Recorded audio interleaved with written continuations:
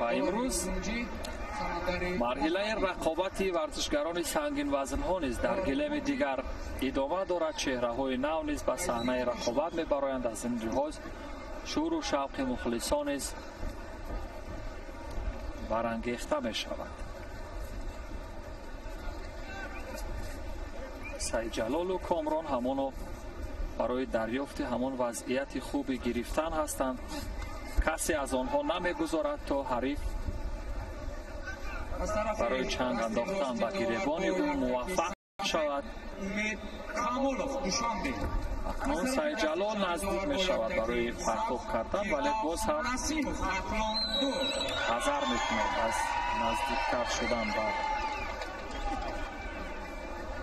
برای اجرای اصول.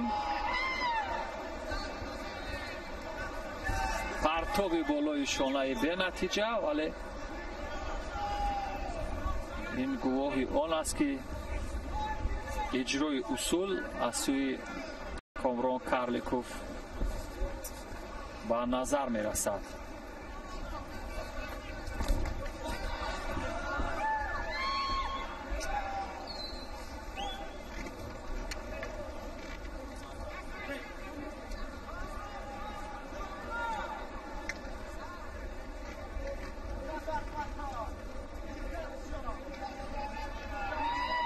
هر دو هم به یک شکل، به یک نحوه از گریبان همدیگر و سعید جلال موفق می شود برای فشار با بالای حریف، ولی اجرای فن نمی کند. فقط فشار، آن قدرت یا زور بازوی خود را با فشار آوردن بالای حریف نشان می دهد.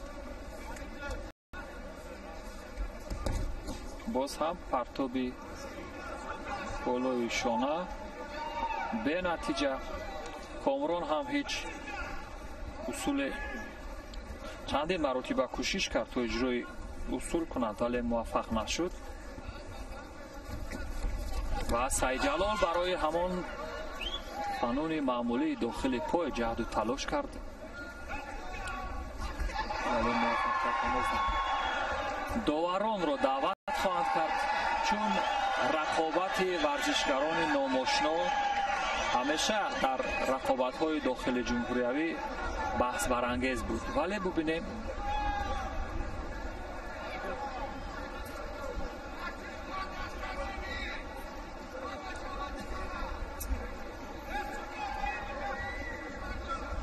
داوران چی قضاوت میکنند. هیچ نتیجه نیست.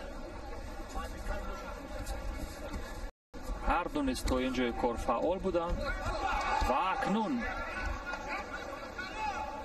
در حالی که سعید جلال برای داشتن یک شانس برای اصولهای ضربه آیی استفاده کردن داشت، کامران نیز اجرای اصول کرد، ولی موفق نشد.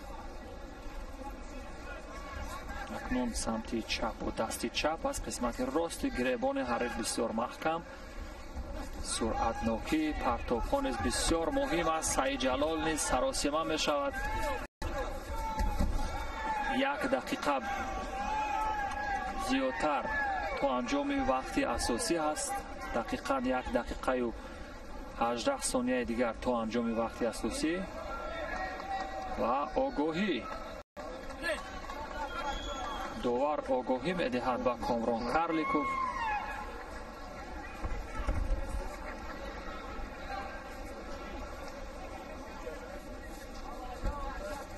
نون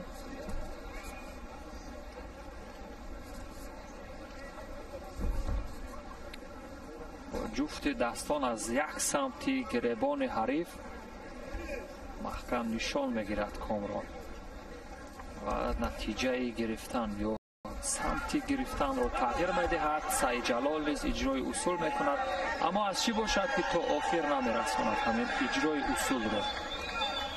اجرای اصول کردن تا آخر نرسیدن و تنبیه به کامران کارلیکوف.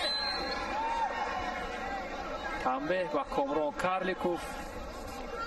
ثانیه های پایانی وقتی اساسی است، کمتر از نیم دقیقه دیگر تا انجام وقتی اساسی، در حالی که کامران کارلیکوف یک آگاهی و یک تنبیه دارد. از همین سبب سعید جلال برتر است، ولی اجرای اصول که مخلصان انتظار هستند هیچ کدام از ورزشکاران به آن دست پیدا نمیکنند. هزاران مخلص در محل برگزاری مسابقات انتظار پرتافت‌های پهلوانان هستند. همین ترتیب وقت به انجام میرسد.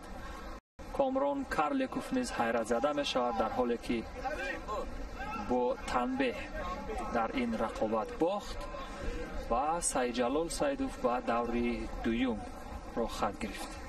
همین طریق در گلیم رقمی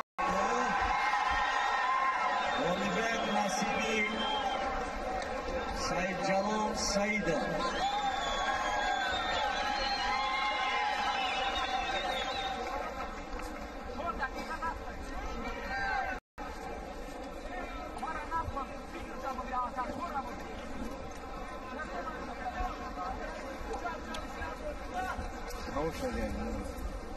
نوارهای سوز کرده شده را ببینیم دوستان. اگر بودند لحظه های جالب، ولی گمان میکنم این ورزشکاران هیچ همون